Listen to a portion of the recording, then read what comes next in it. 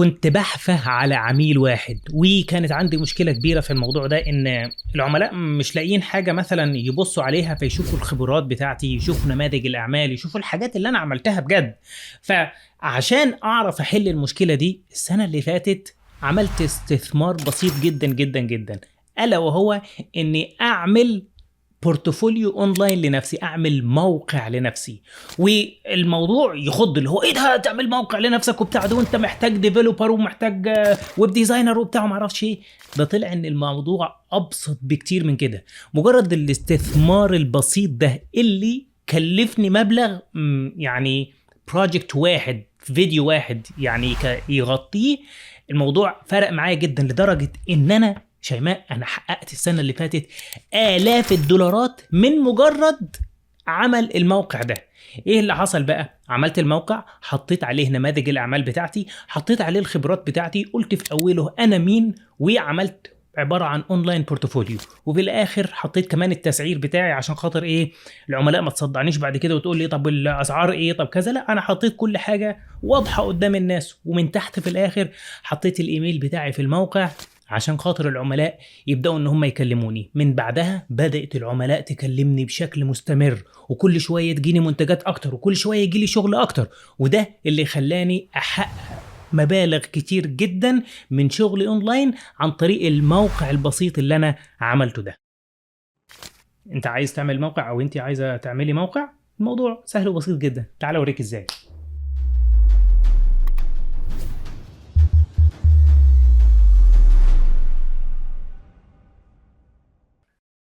طيب انا ممكن حد يجي يسالني ويقول لي يا كيمياء، هو انا ليه محتاج ويب سايت اصلا؟ ما انا ممكن اعمل البورتفوليو بتاعي على اي حته. احب اقول لك ان في مزايا كتير جدا لعمل الويب سايت. اول حاجه هي التفرد، انك انت تكون حد متفرد، عندك الموقع الخاص بيك، عامل زي كده ايه، ما تروح مثلا تأجر شقه عند حد، بس في المقابل انك انت بدل ما بتأجر شقه عند حد، ده انت بتملك شقه. فانت بتملك الموقع الخاص بيك، انت المتحكم فيه، تحط عليه اي حاجة انت عايزها. تمام، دي اول نقطة، وطبعا تعدله بالشكل الذي يتناسب معاك انت. دي اول نقطة. تاني نقطة، بيتيح ليك انك تعمل ايميل احترافي خاص بيك. ايميل احترافي يعني مثلا ايه؟ ما يبقاش مثلا الايميل بتاعك ikemia@icloud.com، او مثلا انت مثلا اسمك احمد جودة يبقى اسمك احمد جودة 135 @gmail.com. لا، مفيش الكلام ده. ده ساعتها هيكون مثلا الايميل بتاعك info@ahmedgouda.com. او لو كان مثلا اسمك هبه حافظ، مثلا بدل ما يكون هبه حافظ 765 @icloud.com، هيكون الايميل بتاعك اسمه contact@hebahafiz.com. فدي نقطه في غايه الاهميه. ماشي، بعد كده بقى ايه؟ نخش على حته انك انت بتعدل البورتفوليو بتاعك، وبتعمل وبتحط فيه بالشكل اللي يتناسب معك انت ويتناسب مع الجمهور المستهدف بتاعك. بتعمل اللاي اوت بتاعه، والموضوع ده بقى سهل جدا. زمان لما انا قررت ان انا اعمل مثلا ويب سايت، الموضوع كان في غاية التعقيد بجد. انا استعنت بويب ديفلوبرز وديزاينرز عشان خاطر يظبطوا لي الدنيا. لكن دلوقتي مع التقدم التكنولوجي، ومع دخول آليات محركات الذكاء الاصطناعي في الموضوع، بقى الموضوع في غاية السهولة. ومش بس بقى في غاية السهولة، ده بقى في غايه مش عايز اقول الرخص، يعني عايز اقول ايه، ان ايه، بقت في متناول الجميع دلوقتي. يعني دلوقتي الموضوع مثلا كان ممكن يكلفني زمان، ولنفترض لو احنا هنتكلم بالدولار، كان ممكن يكلفني عشان اعمل هوستنج، هيكلفني مثلا حوالي $20 في الشهر، اللي هو $240 في السنه والكلام ده. لكن دلوقتي الموضوع بقى اسهل من كده بكتير. تقدر باستخدام مثلا الموقع اللي انا هرشحه لكم دلوقتي، هو موقع في غايه الروعه. موقع يعمل لك كل اللي انت نفسك فيه داخل بوابة واحدة، ألا وهو موقع هوستنجر. موقع هوستنجر، خلي بالك، موقع هوستنجر ده من أشهر المواقع اللي تقدر تعمل عليها موقع خاص بيك وتعمل عليه استضافة والحاجات دي كلها. موقع في غاية الروعة. وما تتخضش لو لقيت الواجهه قدامك انجليزي. ليه؟ لان موقع هوستنجر بيدعم اللغه العربيه بنسبه 100%. فعندك هنا ادي اهو الدول العربيه بتدعم الدول العربيه بنسبه 100%. ونخش بقى على النقطه القويه جدا جدا في هوستنجر، الا وهي بقى ايه؟ سعر الحاجه مقابل المزايا الكتير جدا اللي بيديها لك. يعني مثلا لو انا هختار حاجه من دول، انا مش هروح اختار كلاود ستارت اب الا بقى لو انا بقى عندي ستارت اب هيكسر الدنيا وبتاع ما اعرفش ايه، ساعتها انا بقى ممكن ايه اختار كلاود ستارت اب. لكن انا بالنسبه لي عندي يا اما البريميوم يا اما البيزنس. فانا لو هختار هبص كده على المقارنات ما بينهم. دلوقتي ايه الدومين مجاني هيديني بقى فين اللي هيديني دومين مجاني؟ الاثنين هيدوني دومين مجاني. دومين مجاني معناها انك انت مش هتحتاج تروح تدفع تشتري دومين من بره. يعني انت لو رحت اشتريت دومين من بره هيكلفك مثلا من 10 ل $20 دومين لوحده في السنه. اما ده فبيديك دومين مجاني. ده اول نقطه. تاني حاجه بيتيح ليك انك انت تعمل استضافه ل 100 موقع. الاثنين بيتيحوا ليك استضافه ل 100 موقع. في مزايا انا لما دورت وبصيت في البيزنس لقيت ان في مزايا في البيزنس مخلياني اروح ناحيه البيزنس اكتر، لان البيزنس زياده كام؟ $1.25 عن التاني، او $1.20 عن التاني. وبصراحه الموضوع فارق معايا جدا. يعني عندك البيزنس ب $3.79 وده ب $2.59 لو انت اخترت ال 48 شهر. لكن احنا هنروح للنقطه دي بعدين، ماشي. وفي بقى ايه مميزات كتير جدا. من ضمن بقى المميزات انك انت تقدر تنزل عليه ووردبريس، وانك انت تختار عليه في قوالب مجانيه. قوالب مجانيه اللي هو الثيم، شوف شكله عجبك اعمل له ابلاي ينزل على طول عندك على الموقع. وكل اللي انت محتاجه انك انت تغير بس ايه الكلام اللي فيه عشان خاطر يتناسب مع البورتفوليو الخاص بيك. دي نقطة في غاية الأهمية. في عندهم حاجة اسمها منشئ المواقع من هوستنجر، اللي هو سيبك بقى من ووردبريس خالص. لو انت عايز تعمل الموقع بتاعك باستخدام هوستنجر يقدر ان هو يعمل لك الموقع، وعندهم 150 قالب. وكمان عندهم منشئ للموقع باستخدام الذكاء الاصطناعي، تقدر انك انت تعمل كده. ولو انت عايزه يكتب لك مقالات هيكتب لك مقالات، عايزه يعمل لك صور هيعمل لك صور. كل ده باستخدام الذكاء الاصطناعي زي ما انت شايف. هو في مولد الصور، في كاتب AI، في منشئ المدونات، في خرائط الحرارة، وحاجات كتير جدا جدا جدا. لو انت بقى عايز تستقبل فلوس، ودي حاجة انا دايما بعملها لما باجي اشتغل مثلا مع العملاء، فهو بيوفر لك اكتر من 20 وسيلة دفع تقدر تعمل بيها. مش عايز اكلمكم كتير بقى عن الحماية والخدمات والدعم لان كله صح زي ما انت شايف اهو. ففي كمية مزايا كبيرة جدا جدا جدا موجودة في هوستنجر. انا عارف ان في سؤال عند ناس كتير جدا جدا منكم هتيجي تقول لي طب يا كيميا معلش احنا في مصر، احنا الناس اللي هتفرج عليا من مصر الله يكون في عونكم، احنا في مصر احنا مش هينفع ندفع عشان ما فيش دفع بالدولار وبتاع. اقول لك ان هم موفرين حاجه للناس، الا وهي بقى ايه؟ الدفع عن طريق فوري. انا دلوقتي موجود في امريكا، لكن لو انت هتعيش في مصر، يعني انا بص هنا ايه، عشان انا في امريكا فالاختيار ده مش ظاهر ليا، لكن هو هيظهر لكم انتوا. بص عندك لو انت اخترت 48 شهر هتاخد 3 اشهر مجانا، وهتبقى بكام؟ ب $3.79. تمام. دي طبعا افضل حاجه فيهم لانك انت هتوفر كتير جدا جدا. انما بقى لو عايز مثلا تبدا كده مثلا، واللي في بالي انا انك انت تبدا مثلا بسنه الاول، تختار سنه، والسنه اللي انت هتختارها دي خلالها المكاسب اللي هتجيلك من خلال البورتفوليو بتاعك وكده تقدر انك انت تجدد كل سنه وهكذا يعني. فانت مثلا بتختار 12 شهر وبتاخد بقى ايه دومين مجاني للسنه الاولى، وتعمل بقى ايه ساين اب. لو انت مثلا عندك حساب جوجل بتعمل ساين اب بحساب جوجل، عندك حساب فيسبوك تعمل ساين اب بحساب فيسبوك، او انك انت تحط ايميلك وكلمه السر بتاعتك. هنا بقى ايه تحدد عمليه الدفع، اللي هو تختار هتدفع بايه. عندك يا اما تدفع بالفيزا كارد بتاعتك اللي ينفع تدفع بيها بالدولار لو انت عندك كريدت كارد مثلا او حاجه زي كده في مصر، دفع عن طريق باي بال لو انت عندك فلوس في باي بال، او كوين جيت دي تقريبا عملات او حاجه زي كده، عملات رقميه ما اعرفهاش. وفي دفع عن طريق جوجل باي لو انت بقى ايه عايز تدفع عن طريق جوجل باي. وتحت جوجل باي المفروض انك انت يظهر لك اختيار فوري. اختيار فوري ده هيتيح ليك انك انت تدفع على هوستنجر بالجنيه المصري عن طريق فوري. وتقريبا اللينك او عمليه الدفع بيبقى معاك اسبوع لحد ما تدفع وكده، وبتملى البيانات دي وبتفعل الايميل وتبدا. بعد ما هتبدا بقى يعني طبعا انا هاخدكم للخطه بتاعت انك انت تبدا انك انت تشتغل على الموقع. بس مهم جدا جدا انك انت تعرف إن الموضوع بقى في غاية السهولة إنك مش محتاج حد معاك يعمل لك كل حاجة، أنا ممكن أمشي معاك خطوة خطوة في الفيديو ده، لكن أنت مش محتاج تعيّن developer مع احترامي وتقديري للdevelopers كلّهم، بس طبعًا إيه، في شركات بتستعين بيهم أنا عشان خاطر مثلًا باحتاجهم في business يعني business بيدخّل لي فلوس كتير عندي المقدرة المادية إن أنا أدفع لهم فلوس، فيعملوا لي الشغل اللي أنا عايزه، والشركات برضه نفس النظام عندها المقدرة المادية، لكن فكرة هوستنجر إن هو عايز يستهدف الناس اللي يعني عايزة تجرّب الحاجة بإيديها، في متعة في إنك أنت تقعد تجرّب بإيدك وتضبّط الموقع وبتاع بدون الرجوع للdeveloper والdeveloper يعقّد لك الدنيا.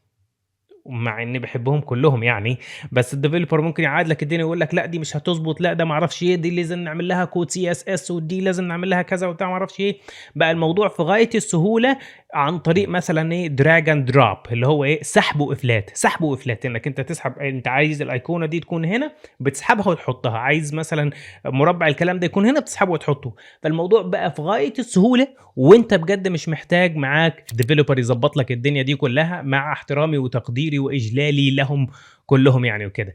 طيب تحبّوا تاخدوا خصم إضافي؟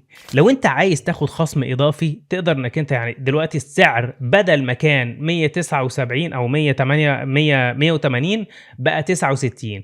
لو أنت دخّلت كلمة iChemia بالشكل ده ودُست تطبيق، هتلاقي السعر نزل من 69.5 ل62.5، فيبقى أنت برضه إيه، وفّرت لك حبّة كمان عشان خاطر تعرف إنّك أنت تدخل وتدوس وكده يعني. دي حاجة من الحاجات اللي أنت ممكن تعملها، ويالّا بينا عشان نبدأ نعمل الموقع سوا مع بعض.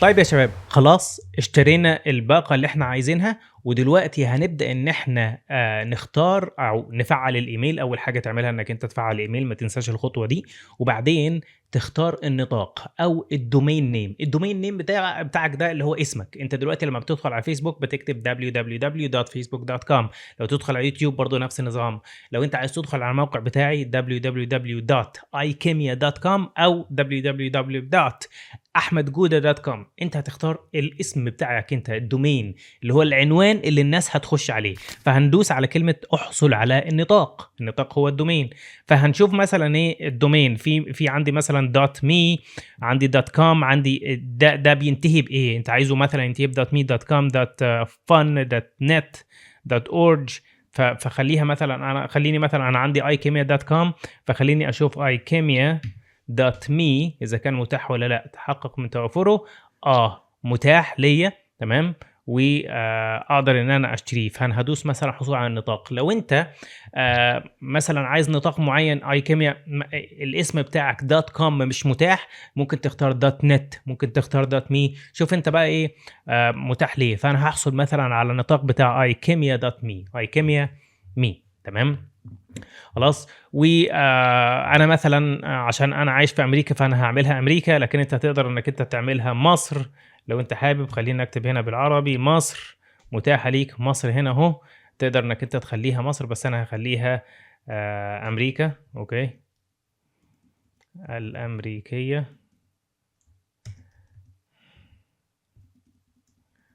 الولايات المتحدة، أوكي.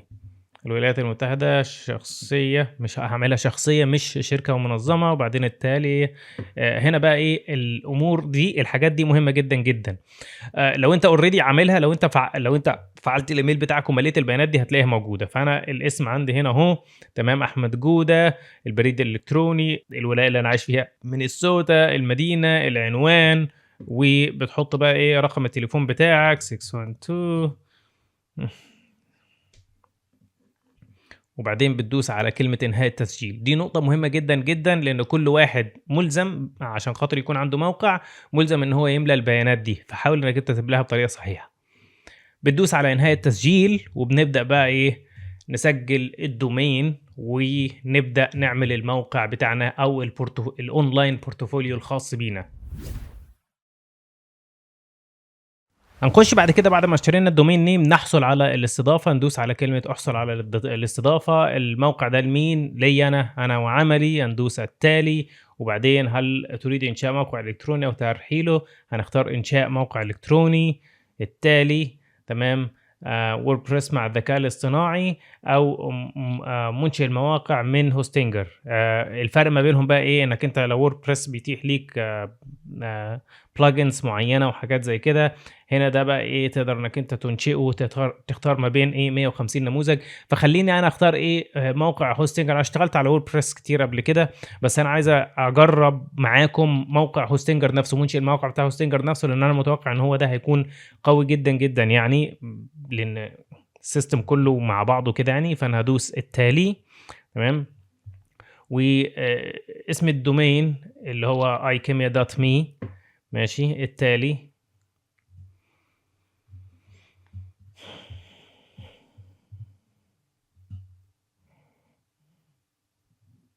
دلوقتي بقى احنا دخلنا على الدومين نيم بتاعنا، فهنبدأ ان احنا بقى ايه نبني بقى الموقع سوا واحدة واحدة. فهندوس على start creating. خليني اعمل البراند نيم ايكيميا. ثانية واحدة كده نخليها بالعربي. خلينا نعمل الدومين نيم، البراند نيم هنسميها ايكيميا. و الويب سايت تايب هنخليها بورتفوليو. تمام. و describe your brand، حط له بقى ايه كلام عني. فمهم جدا انك انت ايه تكتب بالتفصيل، معاك 700 حرف تقدر تكتبه، تكتب بالتفصيل كل حاجة عنك عشان خاطر يفهم انت محتاج ايه. فانا هنا ظبطت الكلام وكتبته تمام. كتبت بقى ايه: ام احمد جوده video creator with over 8 years of experience. I have over 2000 I have created over 2000 videos including product videos explainer كذا كذا وبتاع ما اعرفش ايه، وعندي قناه كذا والحاجات دي كلها. تمام ماشي. فانا ايه خلاص كملت بقى الحاجات دي. خليني بس اشيل الحته دي لان انا تقريبا كتبت بزياده، وكده زي الفل. وهدوس بقى ايه بعد دي. تعالوا نشوف البرسوناليزيشن دي. surprised me modern minimal elegant. خلينا نشوف surprise me دي. تمام. هو دلوقتي باستخدام تقنيات الذكاء الاصطناعي هيبدأ يعمل لي موقع خاص بيا. طبعا انا هقدر ان انا اعدل على الموقع ده بعد كده واشوف الدنيا يعني ايه. يعني اعدل بقى في الصور، طبعا اكيد هحط صور لنفسي، هحط نماذج الاعمال بتاعتي، الحاجات دي كلها. لكن هو بيظبط لي الدنيا دي كلها باستخدام تقنيات الذكاء الاصطناعي. وتعالوا نشوف هنوصل لموقع شكله عامل ازاي. اوكي we are getting there. طبعا ايه اللون الاخضر انا ما بحبوش خالص، وده عادي جدا جدا، انا ممكن ان انا اغيره. ماشي. هنا بقى ايه project showcase. تمام. ده اللي انا كان نفسي فيه فعلا، ان هو يعمل لي حاجه بالشكل ده. اوكي with over 8 years of experience. اوكي yes video creator services, professional video production, brand advertising solutions, وسوشيال ميديا ماركتنج. yes that is awesome. اوكي ماشي. هنا بقى بيقول لي ايه edit ويب سايت. تمام. تعالوا بقى ايه edit الويب سايت. build either with interactive checklist. اوكي. طبعا احنا محتاجين بقى ايه نقدر ان احنا ناد سيكشن وبتاع ونظبط الحاجات دي كلها. ماشي. طيب اوكي خلينا كده ايه. احنا محتاجين بقى ايه نظبط انا عايز اظبط الالوان اول حاجة. ماشي. change select. خلينا نروح ناحية الاحمر عشان انا بحب اللون الاحمر زي ما انتم شايفين كده. اللون ده مثلا ايه حلو قوي كده. ندوس على accept. ده اللون ده. طيب ماشي. لا لون ال... ال... خليني ايه اختار حاجة في الفواتح قوي. فين؟ اوف.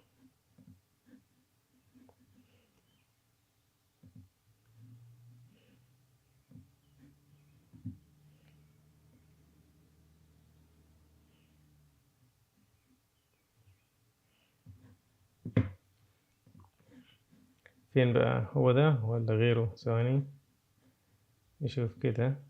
اللون الأخضر فين؟ احنا عمالين طبعا بنجرب كل حاجة سوا مع بعض. آه يا جدعان يس. اوكي we are getting there. تعالوا بقى نختار دي نخليها أبيض. يا سلام. الفونتس طبعا الفونت ده الفونت ده مش عاجبني خالص. انا عايز حاجة تكون ايه يعني تايب رايتنج. هي دي الفونتس المتاحة، بس تقريبا ينفع ان انا اضيف الفونت بتاعي.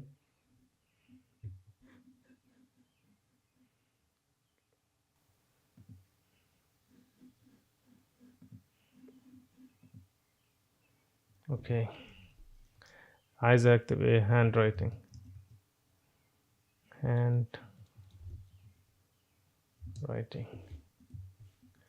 اوكي مفيش هاند رايتنج.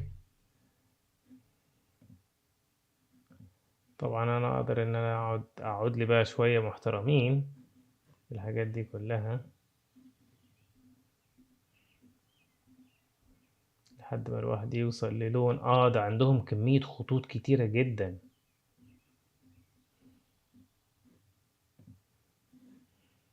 اوكي ده بولد ولذيذ كده يعني.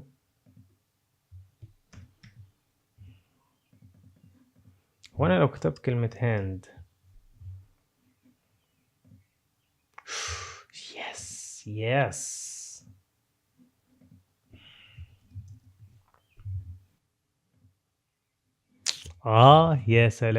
سلام. اوكي ماشي كده. انا هبدأ بقى. طبعا الصورة دي مش بتاعت واحدة، انا ماليش دعوة بيها، فانا بقى محتاج ان انا اغيرها. فلو انا عايز اعمل ابلود ايمج، ممكن اختار مثلا الصورة من هنا واحطها فين الصور العدلة بتاعتي اللي ممكن تنفع. ممكن يعني نحط مثلا الصورة دي كده بشكل مبدئي. تمام. وابلود فايلز. لا، ما انا خلاص انا عملت ابلود فايلز. سيلكت دي. اوكي محتاج بقى اظبط بقى الصورة دي. crop it. نايس جدا. ايوه done. ده كده مثال لتظبيط الصورة. ماشي. وهنا بقى الواحد يبدأ يحط بقى الفيديوهات بتاعته عشان خاطر يظبط الدنيا. فالموضوع طلع في غاية السهولة، طلع سهل جدا جدا يعني. اقدر بقى من هنا اشوف الموبل فيو. ده شكل الموبل فيو. عسل جدا جدا يعني. هظبط الويب سايت وهوريكم هيطلع بشكله عامل ازاي في الاخر يعني. بصوا كده يا جدعان، بعد اقل من ساعه يعني في حدود ساعه تمام، قعدت كده اجمع كلام واجمع صور من عندي وبتاع وما اعرفش وابدا ان انا احط نماذج الاعمال بتاعتي. طلعت باللي انتوا شايفينه قدامكم ده كده ويب سايت بورتفوليو للحاجات اللي انا بعملها، الخدمات اللي انا بقدمها، نماذج الاعمال بتاعتي، انا مين. ولسه في الصفحات الباقيه دي هبدا ان انا احط حاجات اكتر وكده يعني. لكن ده كده شكل الديسكتوب فيو. وادي زي ما انتم شايفين كده حاجه بسم الله ما شاء الله جميله جدا جدا وحلوه قوي.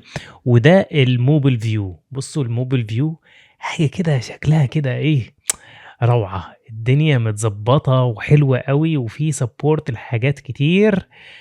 بصراحة أنا انبهرت أكتر باستخدام حاجة اللي هي الذكاء الصناعي. أنتوا عارفين طبعا الويب سايت كله معمول بالذكاء الاصطناعي، وحطيت القسم بتاع الخدمات ده برضو حطيته من ضمن اللي هو بص شايف الاي اي تولز دي، بتدوس عليها وبتبدأ انك انت تختار عايز ايمج جنريتور ماشي، رايتر يكتب لك مقالات، عايز بيج يعمل لك صفحة كاملة بالاي اي، عايز سيكشن واحد زي مثلا السيكشن ده كده يعمل لك السيكشن، عايز تعمل بلوج، هيت ماب، اس اي او اسيستنت، ولوجو ميكر. لو انت ما عندكش لوجو تقدر انك انت تستخدم ده.